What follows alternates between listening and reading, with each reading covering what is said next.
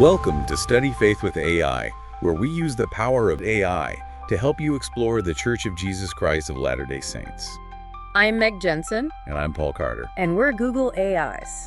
Whether you're a lifelong member or just starting to learn about the church, we're here to dive deep into its history, beliefs, and culture. So if you're ready to learn, you're in the right place. That's right. Let's get started. You know, it's kind of mind-blowing to think about how a religious movement that started with just a handful of people in upstate New York has grown into this massive global faith with millions of members. It really is. And that growth brings a really interesting question right to the forefront. Mm-hmm.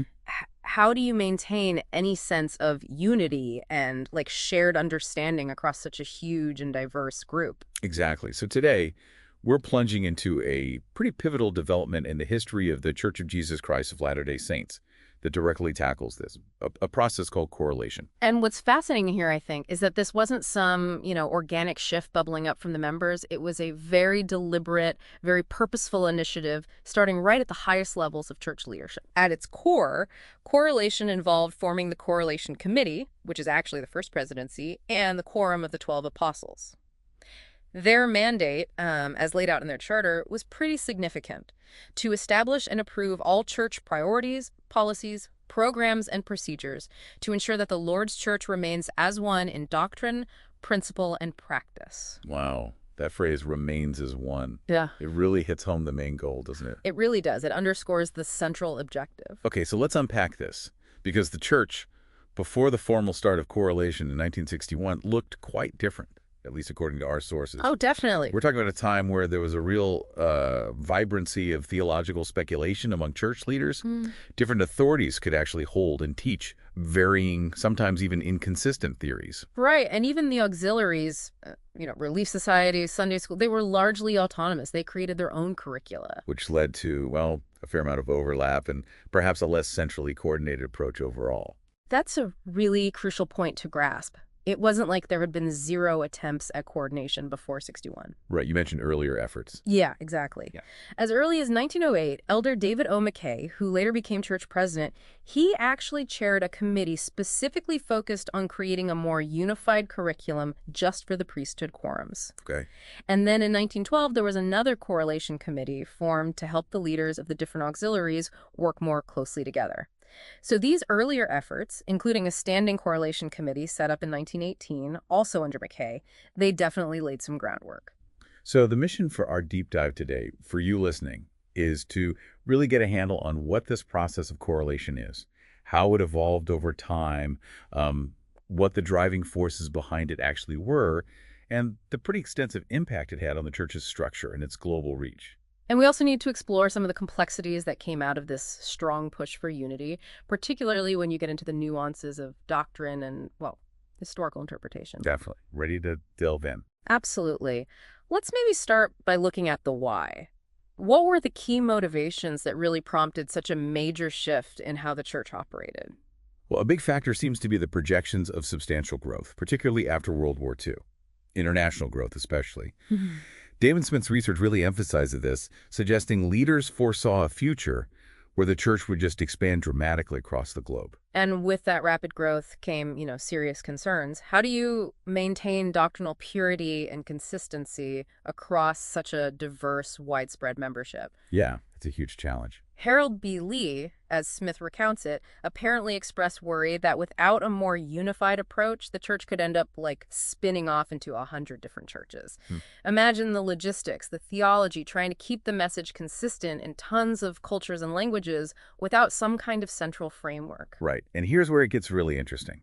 Smith also points to the experiences of some young apostles, Boyd K. Packer, Harold B. Lee, Mark E. Peterson, when they were serving on Native American reservations back in the 1950s. Their time there apparently led them to a strong conviction about the need for a more simplified, more universally accessible way of presenting doctrine.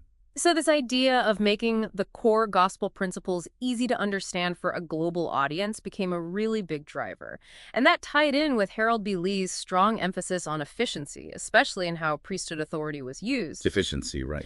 Yeah, he was apparently keen to avoid potential splits, schisms and resistance, by streamlining processes and having clearer lines of authority. Smith's research really highlights this aspect of Lee's vision. And it wasn't just about admin or doctrine, was it? In 1961, U.B. Brown used a pretty striking war metaphor when talking about correlation. That's right. He framed it as this strategic consolidation of forces in what he called an ideological war, a spiritual war, against forces trying to enslave minds and souls. It paints a powerful picture. It does. The church leadership feeling it needed to unify to meet these external challenges. That's a pretty strong statement. What specific enemies or ideologies do you think he might have been hinting at? That's a really good question. The sources don't spell it out explicitly, but you have to think contextually. Cold War era, broader societal shifts that probably fed into this feeling, this need for doctrinal and organizational muscle.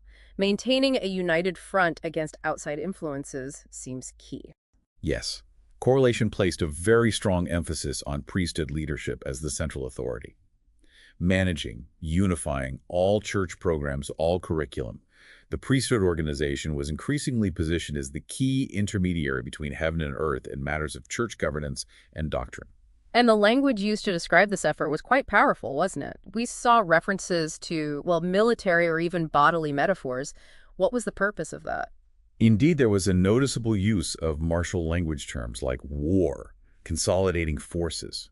This reflected a perceived need to stand united against what were seen as potentially harmful or dissenting influences. Like circling the wagons. Sort of. And similarly, analogies were frequently drawn between the church as a physical body and the priesthood as the spirit or mind governing that body. The intended effect of this imagery was to underscore the critical importance of unity and centralized control, with the priesthood holding the ultimate governing power to ensure the health and direction of the entire church body. Okay, so with those big motivations laid out, let's get into the more detailed history of how correlation actually took shape. We know about those earlier committees before the big 1961 launch. Yes, those pre-61 committees were definitely foundational, as the historical overview points out. Like we said, President Joseph F. Smith appointed David O. McKay to lead that General Priesthood Committee on Outlines way back in 1908. Right, for the priesthood curriculum. Their specific job was a more standardized curriculum, and it resulted in actual published books that helped unify ordination practices, quorum attendance, things like that. Then the 1912 Correlation Committee focused on getting the auxiliaries to cooperate better. And that had real results. Apparently so, yeah. Improved attendance, more clarity for local leaders, and the Standing Committee from 1918, again with McKay, just continued that coordination work. But 1961 really kicks off what became known as correlationism, right? Precisely. As Damon Smith details it, that's when President McKay specifically asked Harold B. Lee to head an editing committee. The clear goal: reduce redundancy and overlap in church curriculum. That's really seen as the pivotal moment, the start of the big correlation program we're talking about. And the main objectives of this new formalized program. According to Smith, kind of twofold. First, to nurture a pure people qualified for Zion through a structured, maybe even repetitive curriculum that hammered home core gospel principles. Okay. And second, tying back to that charter we mentioned, establish fundamental unity in doctrine, principle, and practice across the entire global church. Now let's talk people, key individuals. We've got President McKay, Elder Lee. Who else was crucial? Well, Hugh B. Brown's framing of it in 61, that ideological thread idea, was certainly significant in shaping how it was initially understood and accepted. Right, setting the stage. Exactly.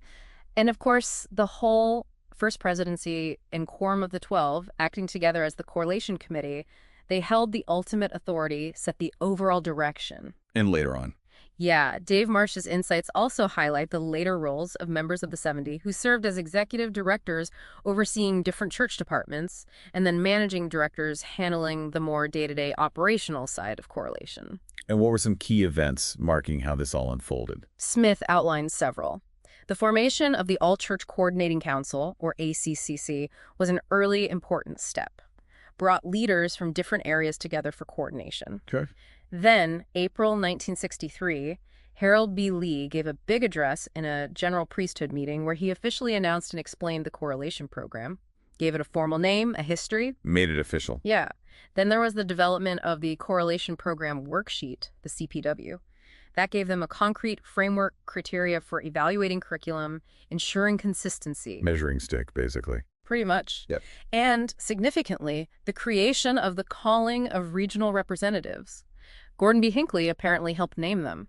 This was a direct response to some initial resistance popping up locally to the changes correlation brought. That detail about the regional reps responding to resistance, that's really telling. Yeah. Shows it wasn't just universally embraced immediately. Exactly. Smith also mentions this fascinating approach early on to identify the core gospel principles for the curriculum using 72 note cards, each with an abstract noun.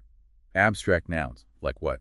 Well, you'd guess things like faith, repentance, charity, right? It really highlights the effort to maybe move away from potentially divisive historical stuff or speculation and focus on a tighter set of core concepts. It really makes you wonder about their process, you know? Yeah, it gives you a glimpse into their thinking about the essential building blocks.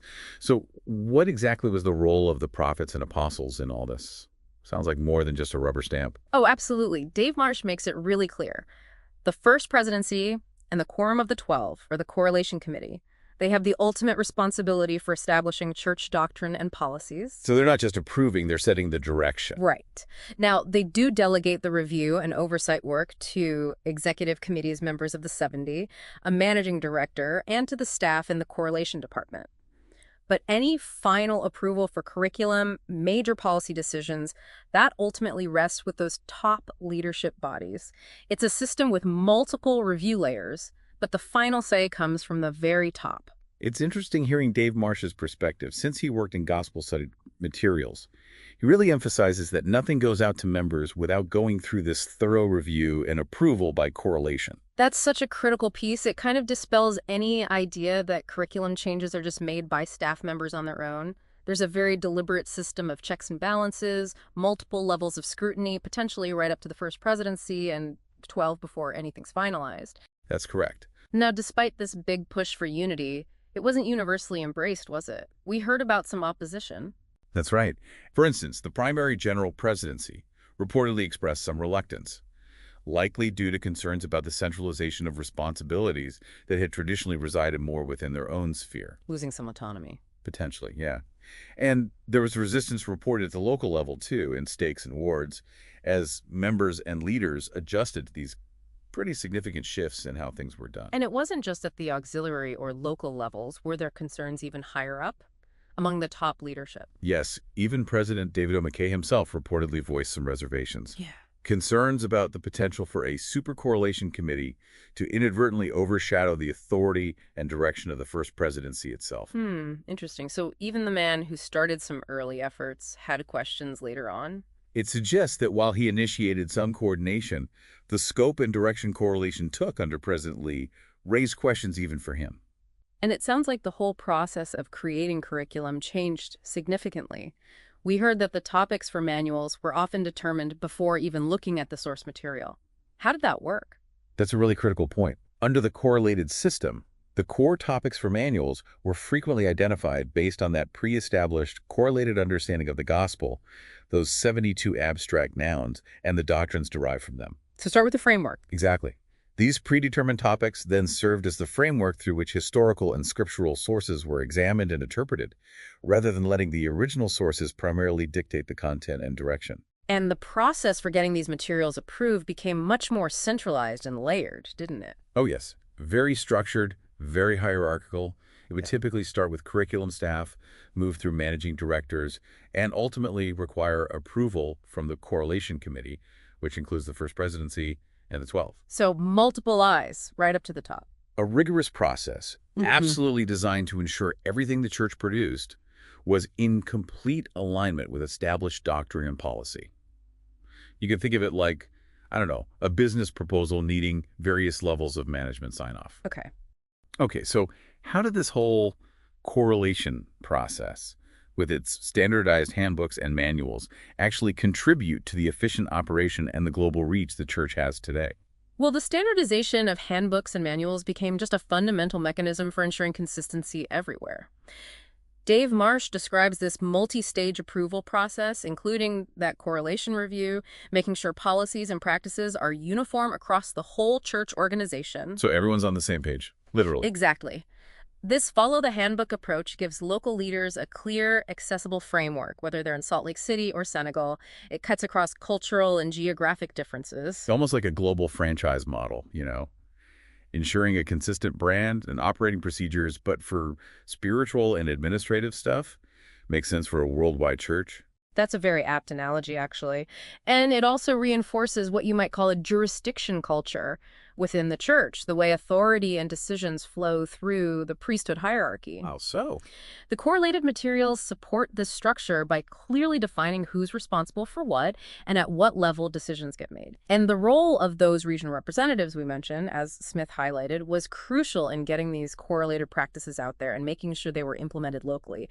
They were a vital link between the central leadership and congregations everywhere. So the main goal was clearly streamlining, unifying the global operation. Now let's shift focus a bit. How did all these changes ultimately impact the average Mormon family, the individual member? What were some of the day-to-day consequences? Well, one of the most noticeable impacts was the simplification of the Sunday curriculum. Right, making it accessible. Exactly. With a rapidly growing worldwide church, diverse levels of understanding, the goal was materials accessible to everyone. However, as some have pointed out, this simplification could also lead to frustration for those seeking more in-depth, nuanced theological exploration. Feeling like it's too basic sometimes. Potentially, yeah. For some members, definitely. We also heard about this guiding principle, selecting content deemed most recent and most relevant.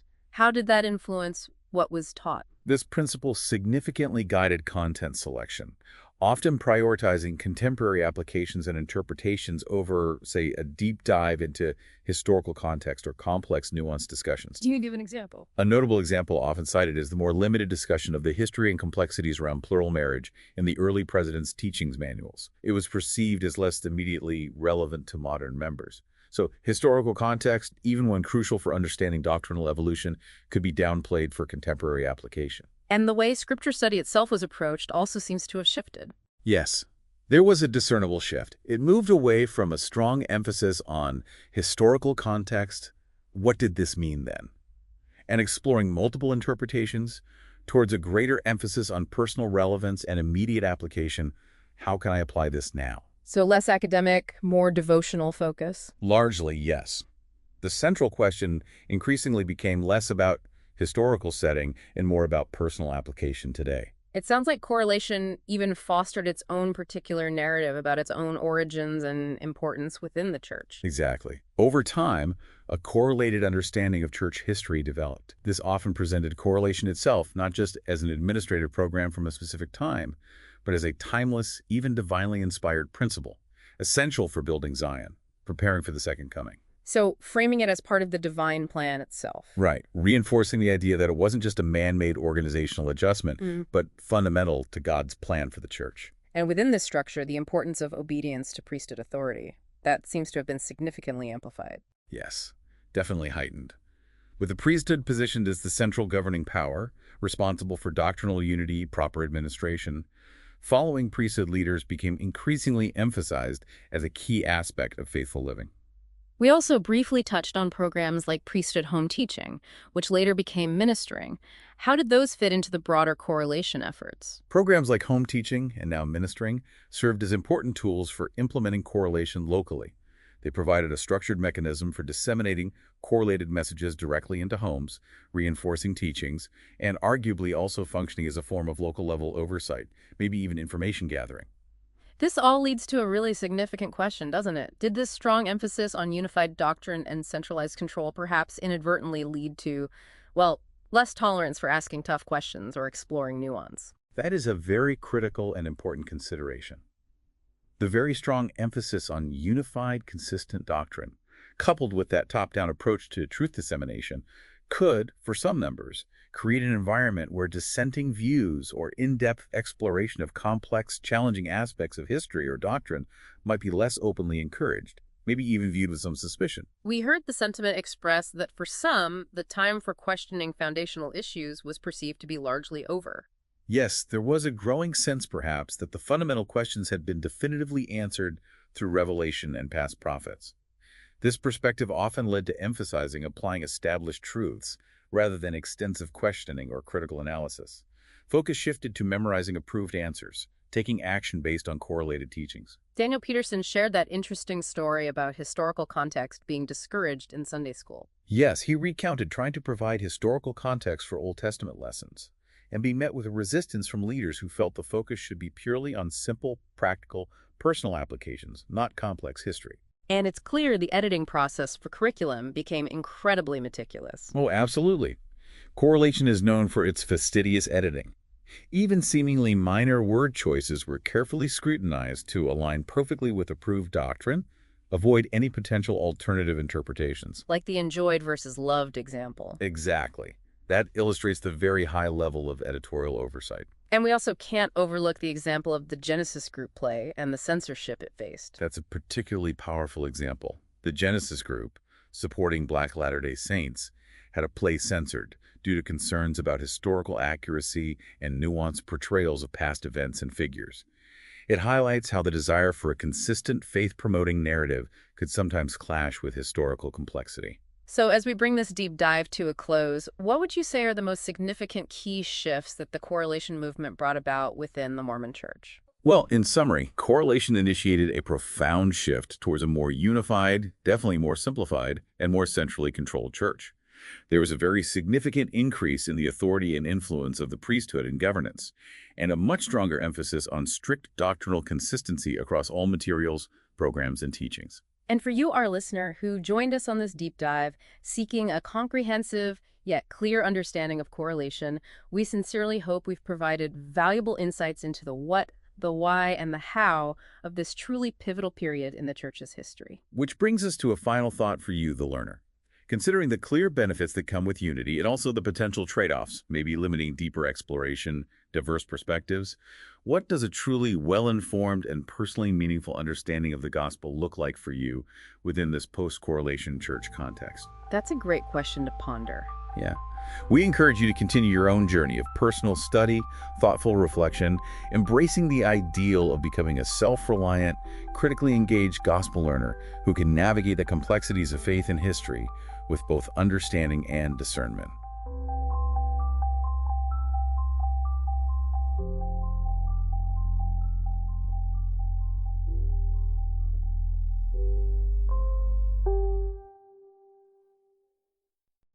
If you find value in this exploration, please like, share, follow, and consider becoming a subscriber. Your contributions help keep these conversations going and allows us to maintain the highest quality production.